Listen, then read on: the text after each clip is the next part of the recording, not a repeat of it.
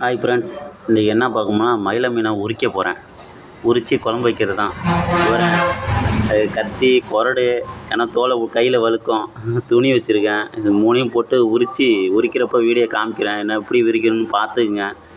நீங்கள் வேணால் ட்ரை பண்ணி பாருங்கள். ஹாய் ஃப்ரெண்ட்ஸ், இந்த பாருங்கள் கொரடை வச்சு மயில மீனை உரிச்சிட்டு இருக்கேன். இந்த பாருங்கள் எப்படி உரித்தோன்னு கறி எப்படி தெரியுது பாருங்கள். அந்த தோல் இருக்கிறதுனால தான் கொழகொழப்பு தன்மை அதிகமாக வரும், நெய் பசை அதிகமாக இருக்கும். அதனால் அந்த தோலை உரித்து எடுக்கிறோம். எடுத்துட்டா குழம்புல போட்டோம்னா வெறும் கறி ஆகிடுதுல்ல. அதனால் எண்ணெய் பசை வராது, கொழுப்பு சத்து இருக்காது அதிகமாக. அதனால தான் உரித்து எடுக்கணும். அது உரிக்க முடியாதுன்னு தான் எல்லோரும் மயில மீன் திங்க விட்டுறாங்க, வேறு ஒன்றும் இல்லை. வெற்றிகரமாக உரித்து முடிச்சிட்டேன். அதுக்கே ரொம்ப நாளே ஆகிடுச்சு. ஏன்னா கட்டிங் பிளேட் இருந்ததுனால எப்படியோ உரிச்சாச்சு.